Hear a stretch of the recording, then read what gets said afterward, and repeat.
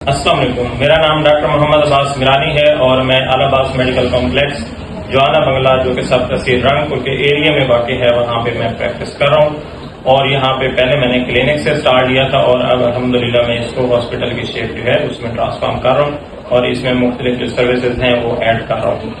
تو جو ہمارے نوجوان ڈاکٹرز ہیں جنہوں نے حال ہی میں گریجویشن کمپلیٹ کی ہے اور ہاؤس جاب کے بعد وہ جاب کی سرچ میں ہیں اور اس کے علاوہ جو ہے گورنمنٹ لیول پہ بھی وہ اپلائی کر رہے ہیں لیکن ان کو کسی قسم کی جو امپلائمنٹ ہے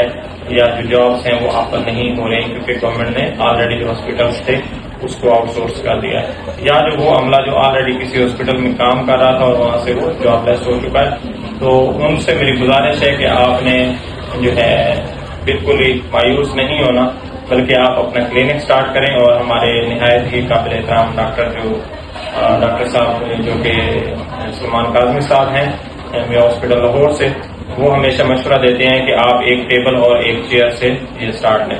تو اس میں آہستہ آہستہ اپنی چیزیں جو ہے وہ ایڈ کریں. اس میں آپ کو مختلف ٹپس بھی دیتے ہیں جس میں بجلی کے بل کا بچانا ہے اور جگہ کی سلیکشن ہے اور جو پرسکرپشن ہے وہ کس طرح سے ہونی چاہیے اور کویک کے مقابلے میں آپ کو اپنے سروسز جو ہے ان میں کتنی بہتری جو ہے وہ لانی چاہیے.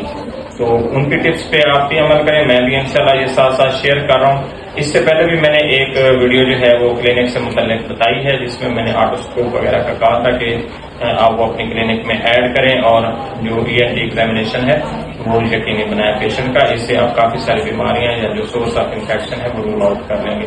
تو اس کے ساتھ آج کی جو ٹپ ہے، جو آج کا ایک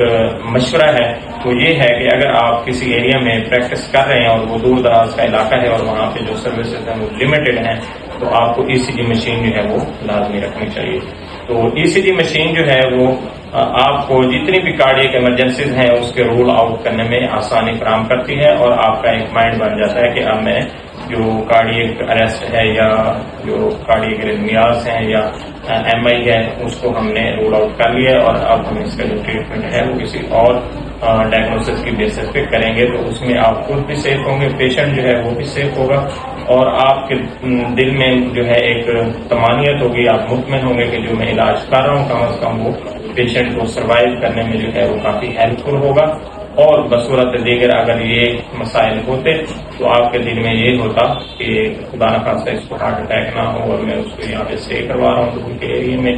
اور اس کی جو ادویات ہیں وہ یہاں خود سے دے رہا ہوں اور بالفرض اگر ہارٹ اٹیک ہوا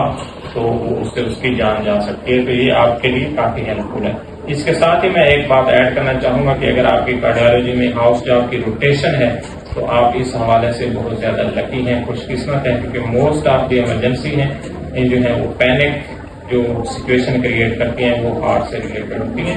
کارڈیک سے ریلیٹڈ ہوتی ہیں. تو اگر آپ کو اس کے اوپر کمانڈ ہے تو آپ اس کو بہت جلدی ٹیکل کر لیں گے اور اگر آپ کو کمانڈ نہیں ہے تو آپ جنرل جو ایمرجنسیز ہیں وہ تو ٹیکل کر لیں گے لیکن جو کارڈیک ایمرجنسیز ہیں اس کی صورت میں کیا کرنا ہے تو وہ جو آپ کے ریفلیکسز ہیں وہ نہیں بن پائیں گے.